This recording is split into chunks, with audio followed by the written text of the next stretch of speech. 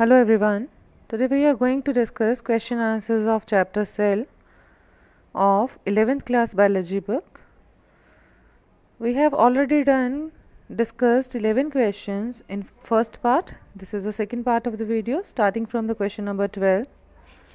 Here the question number 12 is, both lysosomes and vacuoles are endomembrane structures but they differ in terms of their functions. Comment.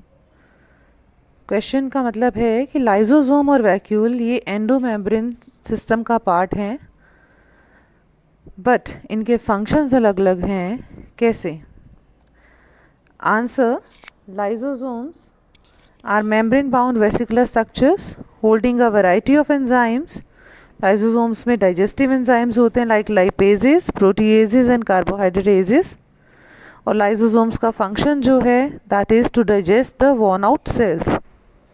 Therefore, these are involved in the intracellular digestion of foreign food particles and microbes. Sometimes they act as suicidal bags and they are involved in the self-digestion of cells. They provide a kind of waste disposal system of the cell. On the other hand, vacuoles are storage sacs found in the cell and they might store the waste products. Vacuoles might store the components which are required for the future consumption like minerals, food and water also. In unicellular organism, food vacuoles contain consumed food particles. It also play a role in expelling the excess water and some kind of waste from the cell.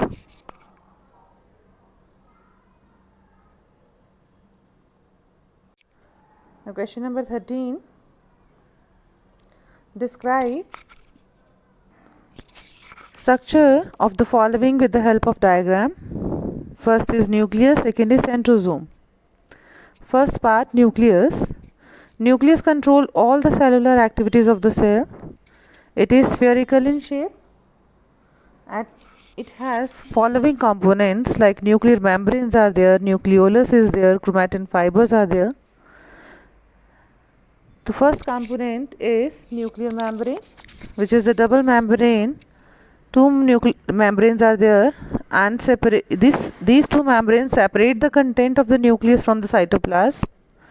The narrow space between the two membranes is known as perinuclear space. Nuclear membrane has tiny holes in them and that are known as nuclear pores. These holes allow specific substances to be transferred into the cell and out of the cell. Nucleoplasm, which is the fluid filled in the nucleus, it contains nucleolus and chromatin fibers. Nucleolus is spherical structure which is membrane bound. It is rich in proteins and RNA molecules. It is the site for the ribosome formation, whereas chromatin is an entangled mass of thread-like structures and these condense to form chromosomes when the cell is going to divide. It consists of DNA and proteins whose histone and non-histone proteins are there. Here the diagram of the nucleus is shown to you. Now next is centrosome. Centrosome consists of two cylindrical structures known as centrioles. Here you can see in this diagram, this sphere is centrosome and two cylindrical structure in it are known as centrioles, which are perpendicular to each other. These centrioles lie perpendicular to each other. Each has a cartwheel-like organization. The centriole is made up of microtubule triplets which are evenly spaced in a ring. The adjacent triplets are linked together. There is a proteinaceous hub in the center of the centriole and this hub is connected to the triplets via radial spokes. These centrioles help in organizing the spindle fibers and astral rays during cell division and these form the basal bodies like cilia and flagella.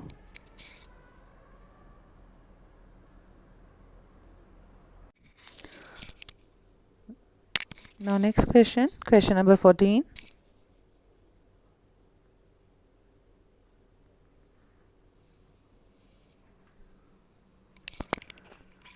What is centromere?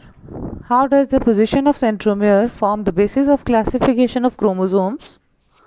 Support your answer with a diagram showing the position of centromere on different type of chromosomes.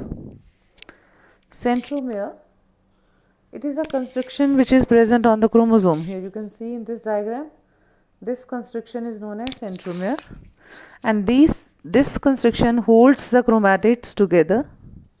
Chromosomes, on the basis of the position of centromere, chromosomes are divided into majorly 4 kinds. First, metacentric chromosomes. The chromosomes in which centromere is present in the middle and divides the chromosome into 2 equal arms and is known as metacentric chromosome. Next is submetacentric chromosome. The chromosome in which centromere is slightly away from the middle region. One arm is slightly longer than that of the other arm. Here you can see in this diagram, as the centromere position is towards one side, therefore one arm is shorter arm and other one is the longer arm. Next is acrocentric chromosome. The chromosome in which centromere is located close to one of the terminal end.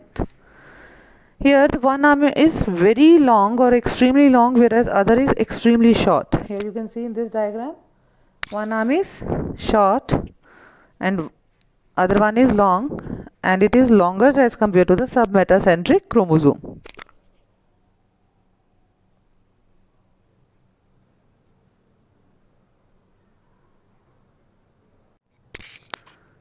Now the last part, which is the telocentric chromosome, the chromosome in which the centromere is located at the one of the terminal ends, as shown in this diagram, and this is known as telocentric chromosome.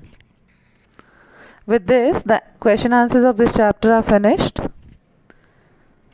I hope आपको ये बेटे सब समझ आ गए होंगे, और if you have any doubt, you can message me.